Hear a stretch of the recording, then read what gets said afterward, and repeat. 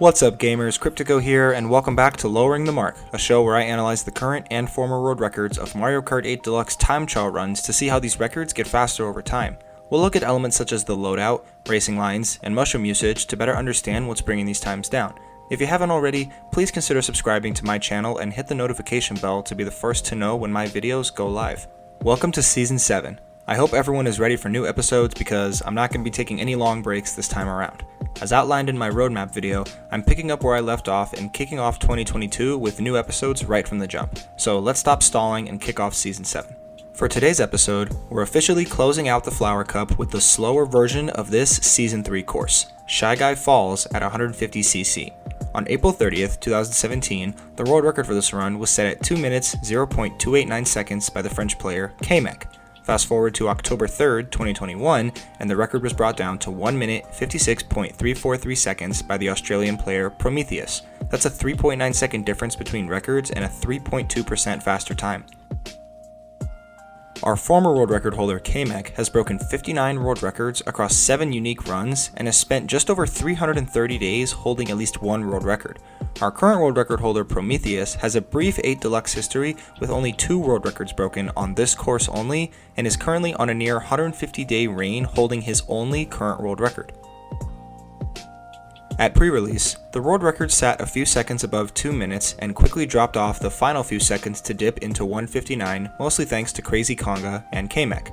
Shortly after that, Kamek would put up 11 consecutive world records and dip well below 1:59 and almost got under 1:58.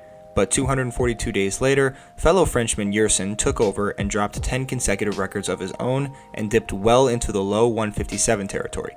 Midway through 2018, Omei Mona ran the course and brought the record all the way down to this 1:56.8 that would stand as the world record for nearly a year. In September of 2019, Japanese player Nasuno put up some world records of his own and ended up shaving off over 0.4 of a second off of Omei's record. After a 700-day world record reign, Prometheus emerged and took the record down by another 10th in just 2 world records. In total, the record was broken 67 times by 9 different players. These loadouts are pretty far apart in terms of their performance. Kamek goes with the combo of Dry Bowser driving the Splat Buggy with the slim wheels and the Super Glider. Prometheus goes with Waluigi driving Mr. Scooty with the Azer rollers and the Paper Glider. Right from the jump, we see that Kamek has a near max top speed stat and holds that advantage over Prometheus. Unfortunately for him, that's where his loadout stops being good, as Prometheus has multiple point edges in the important stats such as acceleration, handling, and mini turbo. Having a mini turbo stat of 4.75 is extremely valuable to this run because it means he'll be able to hold boosts for longer during the back straights. This course is pretty cool. I like the idea of going up and down a waterfall as well as the narrow lanes and hairpin style turns. As a time trial course, there are a lot of opportunities for turn skips and shortcuts, so let's see how these players went about the course.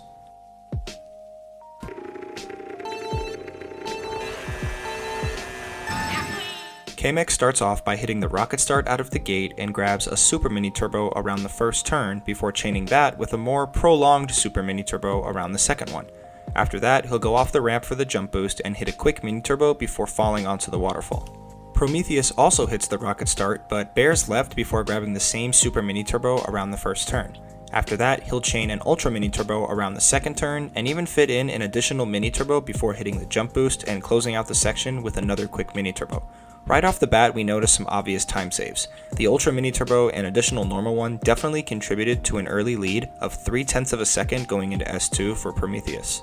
Kamek hits the jump boost off the ramp and hops around on the waterfall, hitting each zipper before reaching the top of it.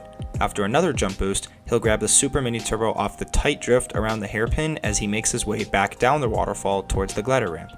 Prometheus also grabs the jump boost and hops around to hit all the zippers. What he does differently is after the next jump boost is grab an Ultra Mini Turbo around the hairpin.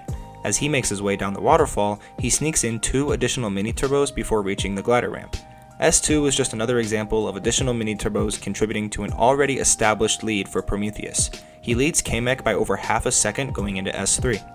Kamek hits the trick off the glider and goes towards the left before landing in this little cave and hits a jump boost to get back onto the ground, after which he'll start drifting, get the mini turbo, and hop over the grass to no-item his way onto this ramp for a jump boost. He'll drift as soon as he lands and carry that off the next ramp into this grass patch. He'll use his mushroom to keep the speed up, and exits with an ultra mini turbo as he comes across the finish line. Prometheus also hits the jump boost off the glider, flies on over to the cave, and quickly hits the jump boost after landing there. For this shortcut, he too will charge up a mini turbo and release it to no item his way over the grass, and into his next drift he'll carry off this ramp and into the grass patch the same way that Kamek did. He'll use his mushroom here as well and carry the ultra mini turbo all the way to the end before coming across the finish line. Now ahead by over 1.2 seconds thanks to those longer lasting mini turbos. Kamek starts off lap 2 by just grabbing the same 2 super mini turbos around the first 2 turns on his way to the zipper ramp for a jump boost. After that, he'll grab his quick mini turbo on a tighter line to close out S1. Prometheus also starts off with the same super and ultra mini turbos he got around those first 2 turns, but he doesn't opt to sneak in an extra mini turbo before the ramp. He just rides right off of it and grabs the jump boost before this super mini turbo to close out S1. Not much changes here, but Prometheus did extend his lead by nearly half a second as it sits at 1.6 seconds at the end of S1. Through S2, Kamek just hits the jump boost to get on the waterfall and proceeds to hit every zipper he can up until the next ramp. Fresh off a second jump boost, he drifts tighter around the hairpin turn before making his way down the water after getting a super mini turbo. Prometheus actually misses the jump boost here, but he wastes no time making his way to hit all the zippers on his way up to the waterfall. After grabbing an ultra mini turbo around the hairpin, he makes his way down the waterfall and collects 2 quick mini turbos before taking the glider, same way as lap 1. It's probably worth mentioning that while it looks like this line isn't optimal, I assure you it's faster for Prometheus to get these 2 mini turbos instead of going straight. This is mainly because the stream is pushing him down, so you don't need to be on as strict of a line in order to stay on world record pace. Such pace has put Prometheus ahead of Kamek by over 1.9 seconds at the end of S2. Let's slow down and take a look at both racers at the same time. We're looking for any small differences that lead up to larger time saves. Off the glider, they both head for the cave at the top left and simply drive straight off the ramp for a jump boost. From there, they start a drift so they can no item the following shortcut. This hop is important because where you land dictates how much speed you carry off the ramp. You can see that Prometheus lands closer to the actual ramp, which allows him to basically not lose any speed, whereas Kamek lands just before the ramp in the grass. After both racers hit the next jump boost, they start drifting immediately. The angle at which they go off the ramp matters too. Kamek is between the first and second arrow, while Prometheus is as far right on the ramp as he can be. Once they drift off, the difference in angle becomes much clearer as they make their way through this grass patch by using their mushroom to charge up another ultra mini turbo to close out lap 2. That's the long way of saying Prometheus just has the better mushroom cut, and it's the reason his lead now sits at 2.5 seconds at the end of lap 2. I'm not going to bore you with a lap 3 analysis, so here's the Cliff Notes version. Both racers grab their early mini turbos around the first turns, followed by a few jump boosts before racing up the waterfall. After all the zippers have been hit, another jump boost follows before a tight drift around the hairpin. As our racers come down the waterfall, you see either a straight line or a faster swerve approach resulting in 2 more mini turbos. After going off the glider, both racers make their way to the left cave and hit a quick jump boost before charging up another drift to no item the ramp shortcut and drift their way off the final ramp into the grass for another mushroom cut and ultra mini turbo to close out the race.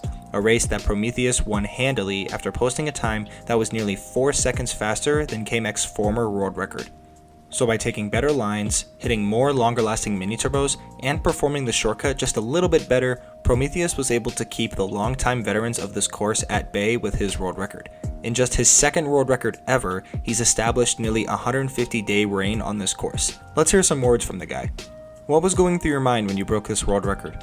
Both the world records I set, the one beating Nasuno and this current one, had similar reactions. I was completely ecstatic as a long journey had come to a close and had pushed beyond expectations. It was amazing to get the .343 as it also defied my own expectations of what I could achieve in this game. Was the missed jump boost at the beginning of lap 2 intentional, and if not, did you consider killing the run right there?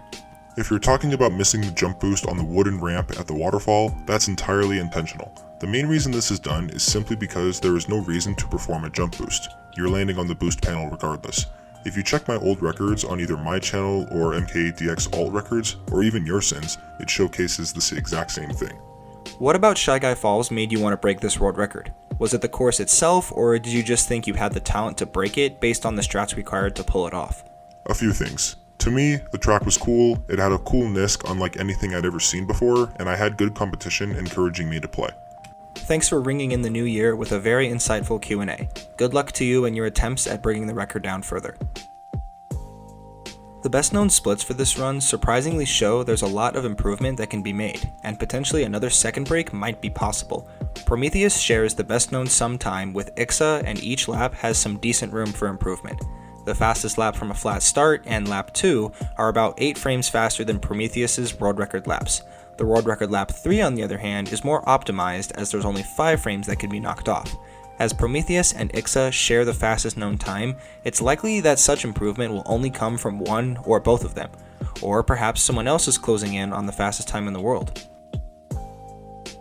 The worldwide top 10 consists of 3 national and continental record holders. Prometheus is repping Australia at the top, half a tenth behind is Asian record holder Ixa, and rounding out the top 3 is Nasuno. At the 4, 5, and 6 spots we have Japanese players Neitoru, Scarf, and Nikoban. The bottom 4 of this leaderboard share less than a tenth of a second in separation and include names such as PPX, Alberto, Monar, and Mika. It's a talented leaderboard for sure, but with the gap at the top being so close, I'd say either Prometheus or Ixa have the best chance at bringing this record down further and potentially into 155 range, but only time will tell when that's going to happen.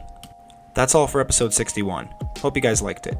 Season 7 will consist of courses I covered in Season 3, only this time I'll be looking at the alternate CC, so let me know which courses from that season you want me to analyze next. Like and share the video if you enjoyed it, don't forget to subscribe, and I'll see you guys in the next one.